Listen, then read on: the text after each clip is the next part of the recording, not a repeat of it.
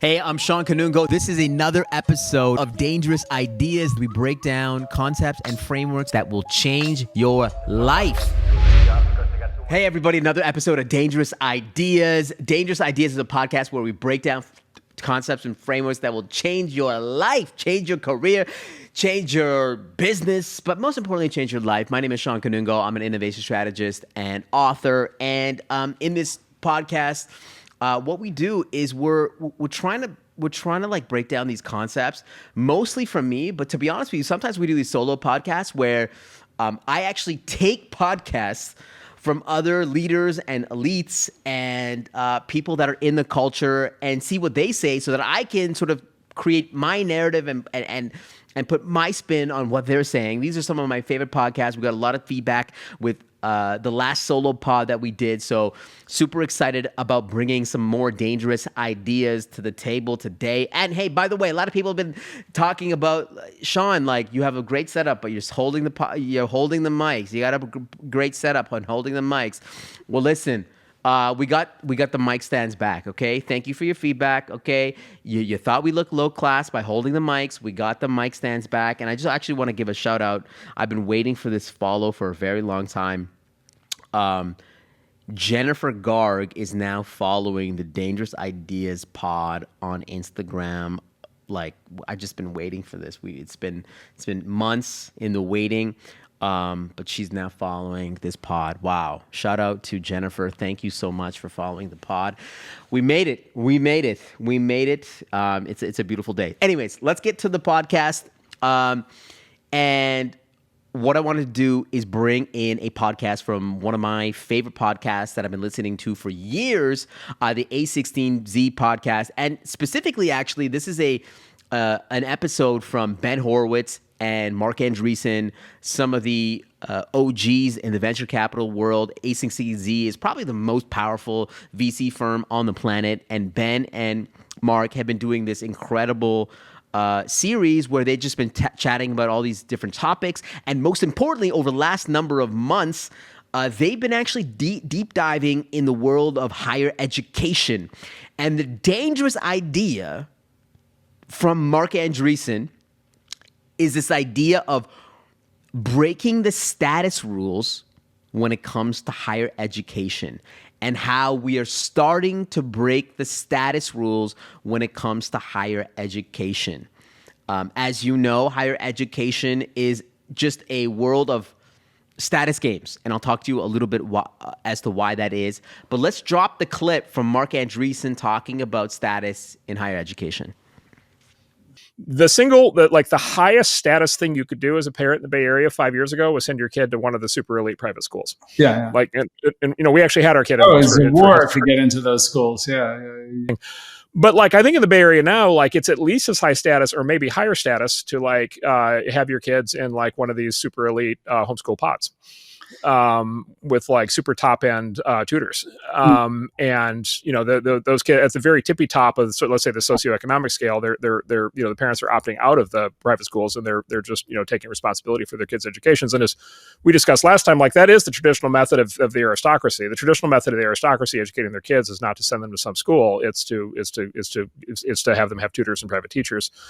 And so if the upper tippy top of the socioeconomic stratum starts to do that, and that's the highest class thing to do, then you could imagine a future system in which more and more parents kind of throughout society are like, oh, like, there actually is an escape hatch. In other words, being on the traditional track actually is not the route to the highest status. There's this other route, and I should maybe be more creative in thinking about the trajectory that my kids have, including ultimately the question of whether they go to college. Listen, the reason why we go to higher education is because it's a giant luxury brand. It is signaling to the world that we are valuable. The reason why kids go to university is because they can get something stamped on their back. They can get a Louis Vuitton, a Gucci stamped on the back, so the organization, a brand, a company will say this person must be valuable because they went and they have this Gucci bag or this Gucci logo on the back of their neck, okay? That's why people go to university, is to signal to other people that they're important. Universities have used this status game to essentially accrue their reputation, their brand, and value over years. This is why the high status universities, Stanford, Yale, Harvard, they've accrued incredible reputations and rankings and funding and press and recruitment, retention of staff because they have this incredible status. And parents want to send their students to these higher, status institutions because they're hoping that their kids end up with a high status job. This is the cycle. The other piece is that when you have alumni that do really well in the world, Harvard or Yale or Stanford can point to those individuals and say, hey, they are doing incredible things in the world. They are part of what we did. It's an entire cycle, okay? And so what Mark Andreessen is bringing up is a dangerous idea, which is breaking the high status rules of higher education and giving people an alternative. And we all know that we all follow high status individuals. And if we follow high status individuals and they're not sending their children to universities and to these elite universities, and they're taking an alternative route, that means they're an escape hatch for everyone. If they're putting their kids into, private pods for education, they're getting their private tutors, they're putting their kids into the Teal Fellowship or other forms of education, then that gives us an alternative route to put our kids. Because let's be honest, we want to. This is what we've done throughout history. We follow where the elites are going, because that is where that's just what we've done. They are signaling, something, and we just follow them. Okay, and so this gives us an opportunity to go somewhere else. This gives us an opportunity to send our kids to another school where we don't have to spend, tens of thousands or $100,000 or more, and having all this student debt, which is really crippling this next generation because, as you know, like inflation, wages. I mean, it's getting more and more hard to buy a home today. And plus, you have this crippling debt on top of it. And I think this is a great way. And let's be honest. Let's talk about university. Like, why do people actually go to university? People go to university not for the education. They think they're going for the education, but really what they're getting out of it is they are learning how to they're learning about themselves. They're learning how to make a friend. They're learning how to make love. They're learning how to, be in a friend group. They're learning about other parts of their life, not just the education. We know that the best education is not at universities. The best education is on the internet. The best education is on YouTube. If you want to learn, just go to the best experts around the world and you can find them. Literally, Masterclass has Steph Curry and Serena Williams and Gordon Ramsay. If you want to learn how to cook, you want to learn how to shoot a three-pointer, just go to Masterclass. This is not sponsored by Masterclass, but hey, listen, if you want to sponsor this pod, you can. I'm happy for you to do that. But all this to be said, universities are luxury brands that we all want. And finally, we are breaking the mold. And I believe, my kids are, this is like a topic that's near and dear to my heart because, my kids are 7, 4, and 11 months. And there is this pressure for our kids to go to these post-secondary institutions. For what? For what?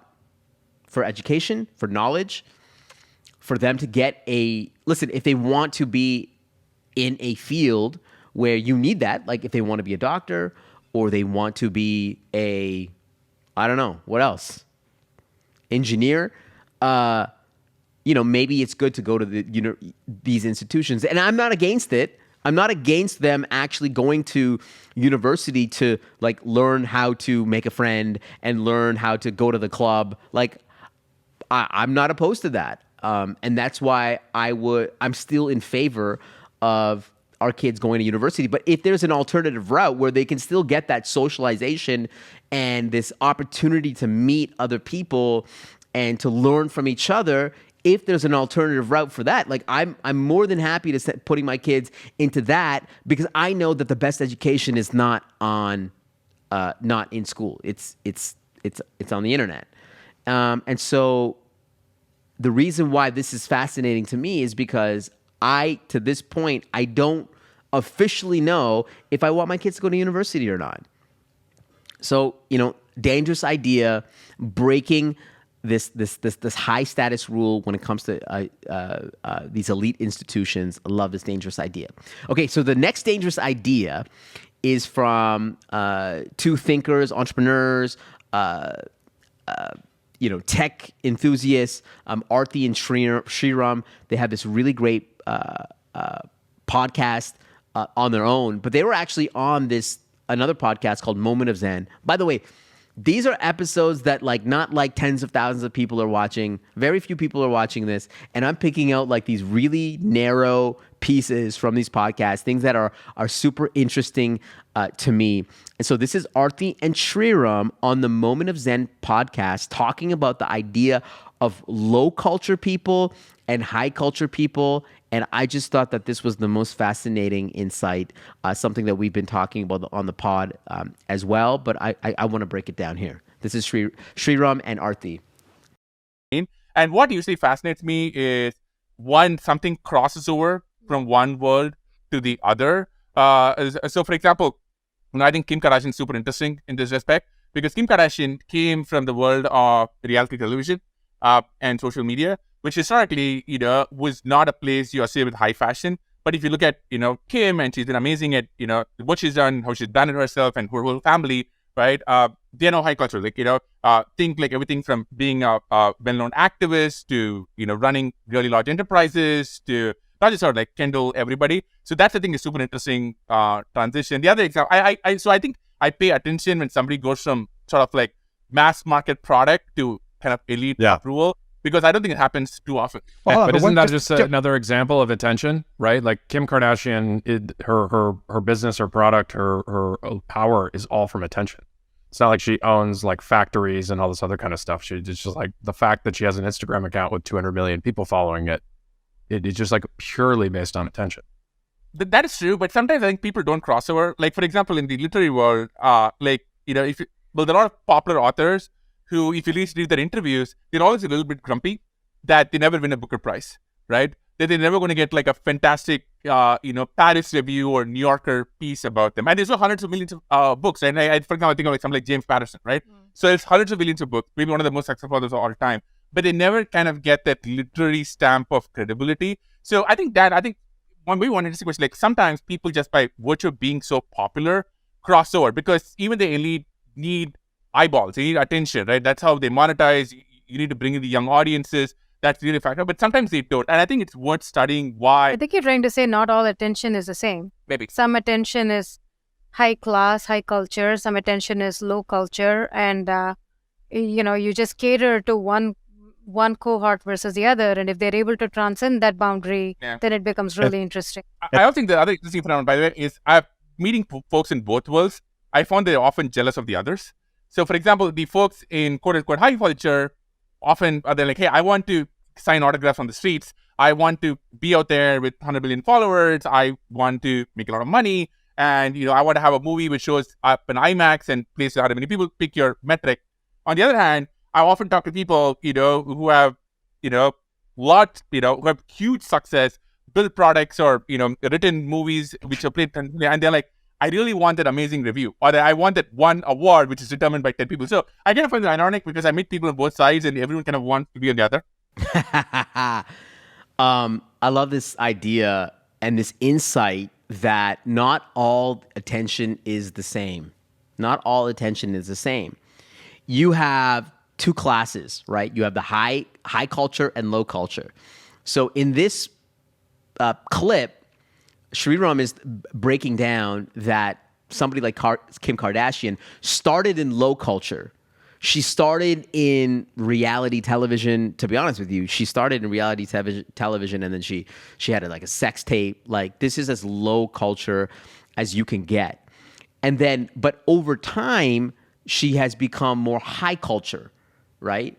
she's actually one of the people that can cross both, which is still have a reality show, yet still be the face of Balenciaga, go to the Met, have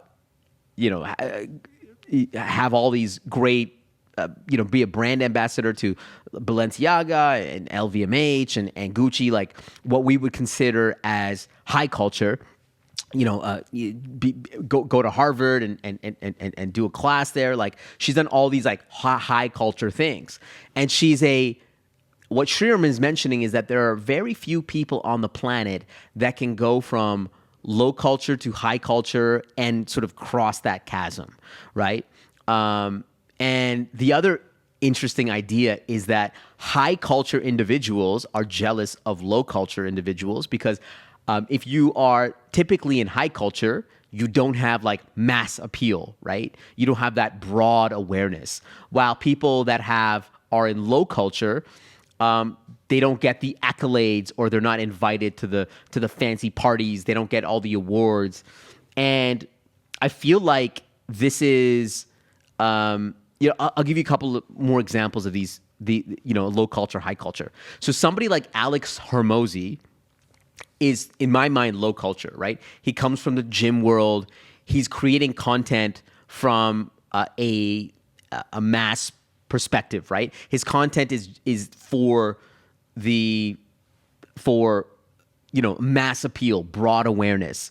He doesn't have the, he's not in like, HBR. Or in Harvard Magazine, or he's not in these like elite circles. So he is an example of low culture, and maybe we'll see if he goes to high culture. Somebody like Joe Rogan as well, I would consider as low culture, right? He comes from the UFC world. He is a podcaster, which is funny because now podcasts are almost low culture because it's so ubiquitous and so accessible. And he's considered, I would say, low culture because for his mass appeal. And maybe at one point he could be high culture, right? Somebody who's crossed that chasm as well is somebody who's Emma Chamberlain, who is low culture. She's like creating YouTube videos, but she could be at the Met, right? And she's somebody that is crossing the boundaries just like Kim Kardashian as low culture and high culture. Somebody who's like very high culture would be like somebody like Timothy Chalamet, right?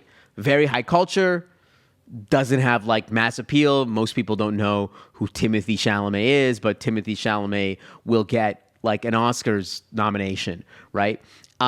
You see this battle between low culture and high culture at the Oscars. Back in the day, like a movie like from the Avengers or the Marvel universe would never get an Oscar nomination. But now because it's low culture. It's like superhero movie. It's not like a highfalutin like drama. But now you're starting to see movies like Barbie, for example. I mean, it wasn't the best movie in the world. It's a mass appeal, low culture movie. But now you're seeing it, getting an Oscar nomination, which is considered high culture.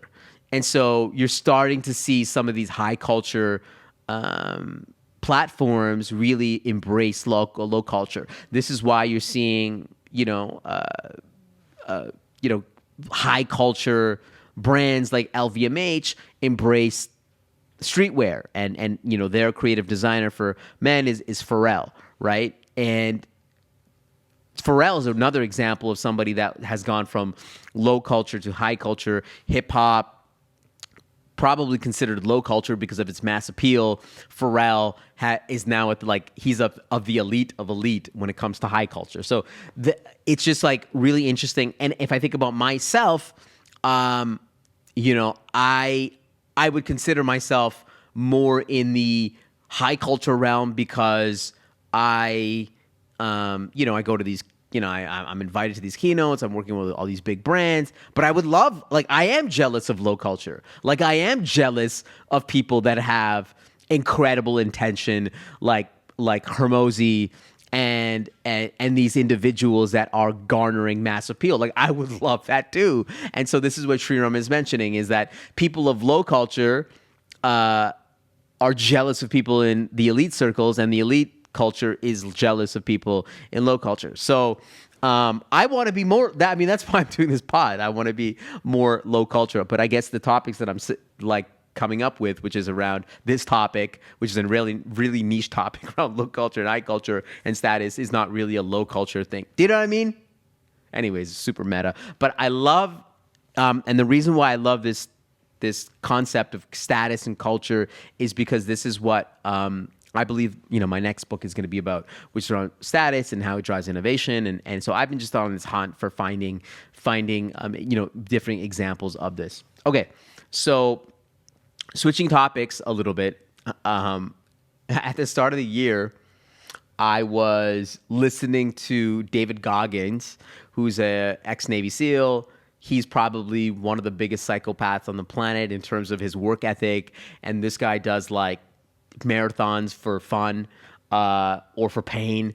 And he's just like probably the most motivational person on the planet. Just like his brute force when it comes to his just work ethic and his mindset. I mean, it's incredible.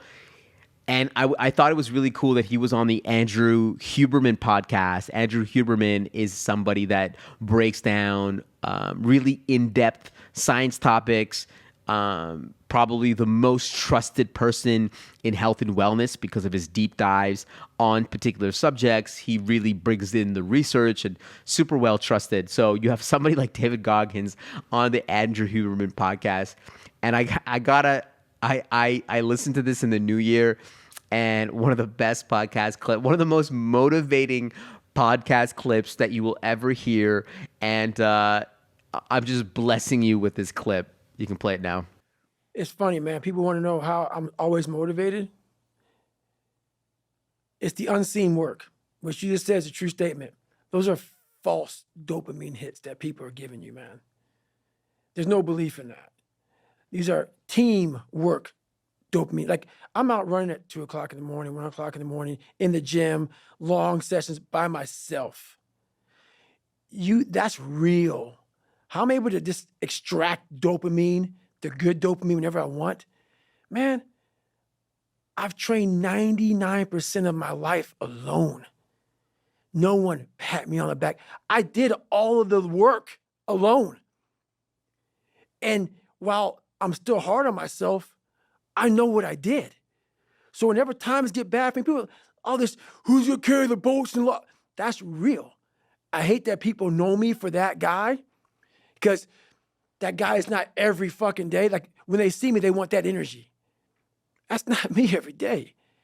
I can extract it immediately when I need to, because when you train alone, and I lived alone for so many years in this misery, and you're able to get out of it by yourself, I can take myself to such a level of real passion and purpose. And like, the feeling I get is something I can't even explain by myself. I don't need anyone. That's why people come to me to motivate them.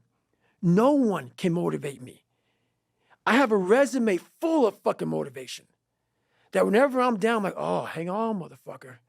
Oh, you know the truth.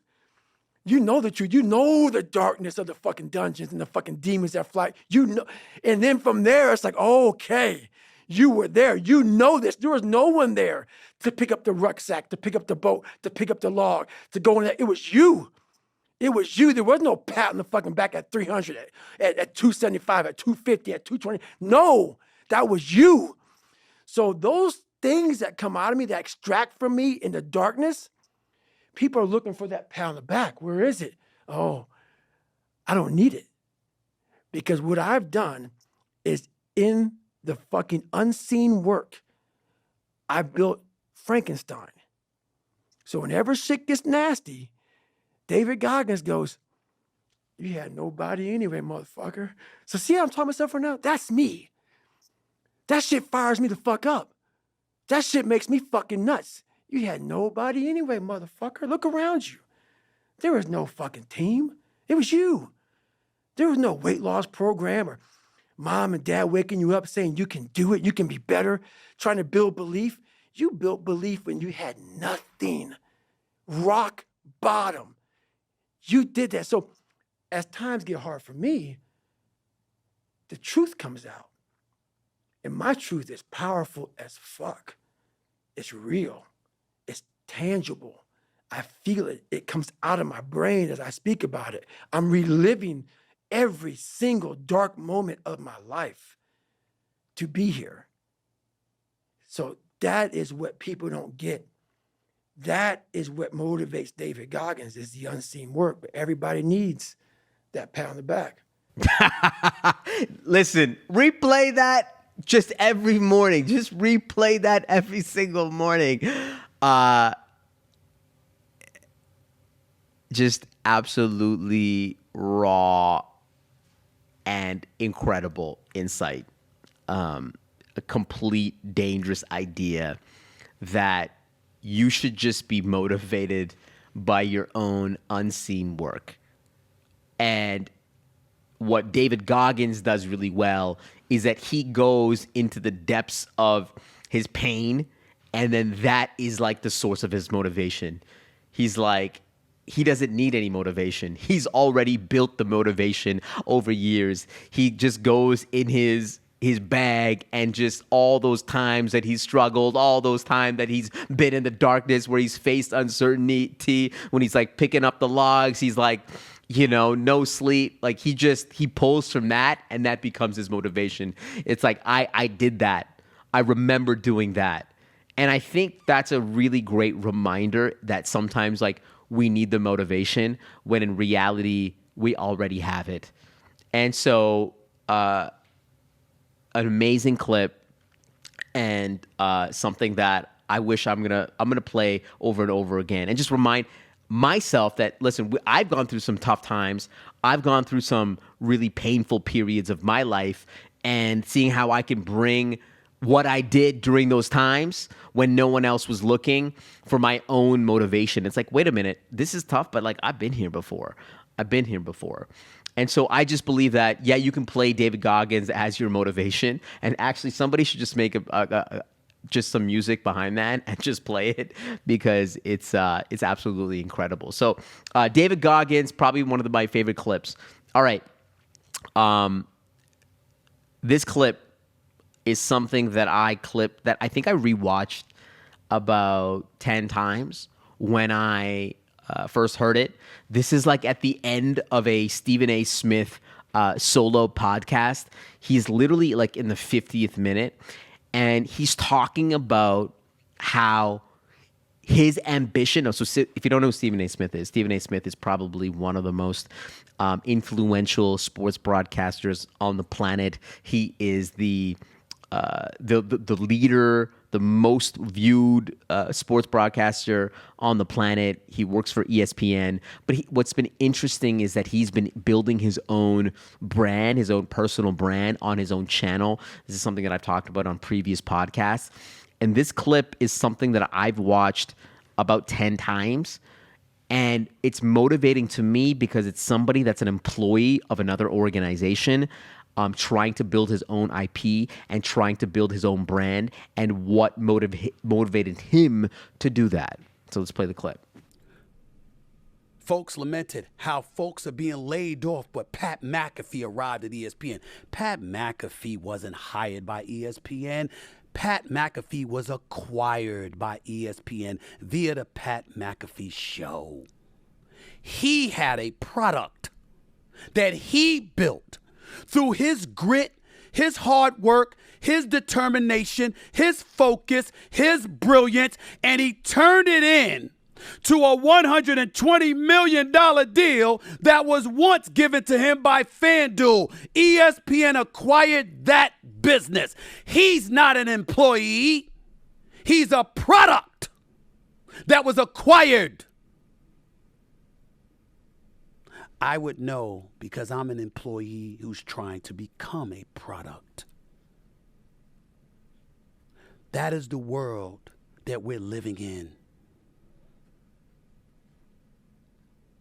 Y'all listen to who y'all want to. I want to listen to Jay-Z. I'm not a businessman. I'm a businessman. That's my aspiration. That's what Pat McAfee achieved.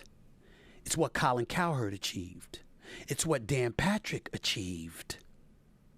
It's what Joe Rogan achieved. It's what Bill Simmons achieved. Are you paying attention? That always hits me. He's like, are you paying attention? Are you paying attention? Are you paying attention? The power is in the individual. The power has shifted from institutions to individuals.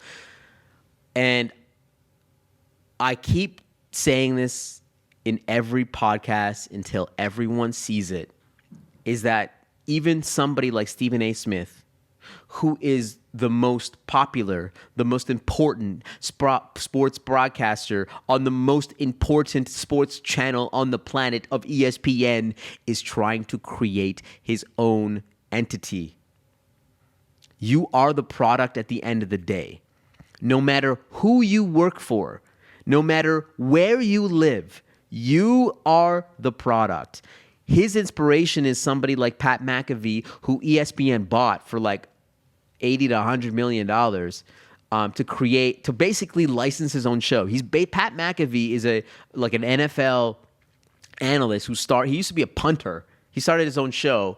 ESPN acquired that show, and he is the product at the end of the day. And so one of my favorite clips, it's a reminder of what I am trying to do, which is that, and I already knew that when I left my firm, that I was the product, and I continue to be the product. And so this is a reminder to anybody that's working for somebody else or working for yourself that your brand equity is your safety net at the end of the day. So just keep building. All right, let's keep going.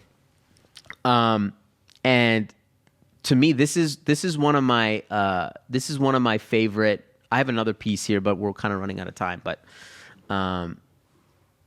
Breanna Price. Breanna Price is Connor Price's wife. She is a marketing genius. Connor Price is an artist. He's out of Canada. He's absolutely been blowing up on TikTok and creating his own world when it comes to music and artistry. Like one of the most talented artists that you'll see today, not only from a musical standpoint, but his ability to create incredible content out of his TikToks. Like, just, you got to watch his TikToks. It's incredible. But I heard this podcast on the My First Million podcast with Sam Parr and Shawn Puri, one of my favorite podcasts. They had Connor Price and Breanna Price on their podcast. This is probably one of the best podcast episodes that I've ever listened to. But Breanna Price, you got to listen to her insight on how she thinks about music and content. Let's drop it. Like the behind the scenes. But yeah, every couple seconds, like every 4 to 5 seconds, there's just something new. There's like a new, like if you're thinking of leaving, you're like, okay, wait, maybe I'll stay. Oh, I'm thinking of leaving. Oh, wait, I want to see him. Oh, he's about to start. I'll stay. Like there's, even with the carrot flute video, you'll notice every time there's like a dull moment, we have a of the drill. Right. And it's like, oh, I'm staying. Like the weird brother pops in and like surprises. It's like every 4 to 5 seconds. 2 or 3 seconds almost, like the attention is about to lapse. Open up a new curiosity. Yeah. We even do that with the music creation. So if Connor's writing a verse and the flow is the same for too long, I'll be like, that's not contentable. I need you to switch your flow up faster so that there can be a new moment where the beat drops and the producer goes, yeah. Like, yeah, once we started seeing how well the content was doing for the music, I started approaching my creative process with writing the music, thinking about what the content would be. And a lot of times the content would come first. So I would think, that whole carrot flute video did so well. And then we started thinking, what other weird instruments could we use? And then we would think of a weird instrument like a xylophone. And then we made a xylophone beat. Oh, or one we wanted to do one where the fire alarm goes off mid-recording session, but he's like, wait, stay, that sounds sick. And then they bring out the beat pad and make a song. We rap over a fire alarm. Yeah. So a lot of times we would think of the content first and then make the song. Was there like a revenue number in mind that you guys need to have in order to make this a full-time job? Yeah, my dream was like, I want to make $10,000 a month from this. I'm like, if we can make $10,000 a month, I'll be like the happiest person in the world. And I don't know if you guys know how it works, but it's roughly, there's a lot of variables, but on average, 1 million streams is around $4,000 USD On Spotify. On Spotify, and we're averaging like 60 million streams a month right now Across our so catalog, things are yeah. just pretty crazy, and I don't think most people know that there's that potential, because in music you hear there's no money in streaming, but I'm like, that's because labels own 80% of your songs. But if you own your songs, there's a shit ton of money in streaming, and I kind of want to just bring awareness to that. Yeah. Breanna Price is the GOAT. I mean, Connor Price is great, but Breanna Price is the GOAT. I actually messaged Breanna Price. I GDM'd her, and I just thanked her because her insights on marketing and content were so incredible. And she's the GOAT. She's the GOAT. And what I found really remarkable about this dangerous idea is that they are looking at content in reverse. So Connor Price is a musician, and most musicians, they create a song and they're like, okay, how do we promote this song, and how do we create content out of this song? Like, how do we create most artists would be like, how do we create a music video, or like, how do we create a TikTok? How do we create a video out of this particular song? But they are looking at this in reverse. They're saying, how do we put out a really compelling piece of content, and then that should inform how we make our music. Do you see what they're doing? They're literally reversing how we think about the entire model. And I think this is incredibly inspiring. Saying, even thinking about, other parts of your life. Like, how could you reverse engineer it and think about it the other way around? Like, for example, with this podcast, it's like, how do we think about how this podcast is going to resonate on TikTok and in short form video, and then build the content around it so that it hits? Like, thinking like that is such a counterintuitive way of thinking. And so I love Breanna Price's insights. And I just wanted to shift. I want to include the other piece where she talks about the money in music and how they are making a boatload, leveraging Spotify. So she mentioned something which was, most people don't make money in music because it goes to the label. It's split in so many different ways. But if you are getting a ton of streams on your own content, then that will generate, significant funds. And it brings me to one of the hot topics, and we do this at the end of the pod, where we talk about, hot topics. And one of the hot topics right now is that TikTok and UMG, Universal Music Group, have now come to a disagreement where now TikTok can't use Universal's music. So like Taylor Swift, The Weeknd, Drake, Ariana Grande, none of this music is going to be on TikTok. So people can't use their music on TikTok. And I think that this is the dumbest move that I've ever seen in my entire life when it comes to music. I talked about this in the last pod, that the medium dictates the culture. The medium is the message at the end of the day. And so if you are not on culture, if you are not on the platform that dictates culture, right now, TikTok is what dictates culture. And if you are not on the platform that dictates culture, then you're not going to be making the culture. And people like Connor Price, that is on TikTok, that is generating revenue through Spotify and other means, they understand that TikTok is the culture. And guess what? My hot take is that these artists are going to leave Universal and they're going to be like, listen, I need my music on TikTok because that is the culture. And the other thing is that all these independent artists that have been putting out their music on TikTok, they're just going to become bigger. Because let's not forget, right now, the music used to be the culture way back in the day. And that used to dictate the culture. But right now, the platforms dictate the culture. TikTok dictates the culture. So you should always be where the culture is, which is on TikTok. And so I think this is a blow. I think 32% of music like on TikTok is from Universal. I think 20% is on Sony. And so this is a huge blow. Always move to where the culture is, and the culture's on TikTok. You can listen to the last solo episode where I break this down. Anyways, short episode for you guys. Rate, review, subscribe, whatever you got to do this pod. Thank you so much for listening. We'll see you soon on another episode of Dangerous Ideas. Peace.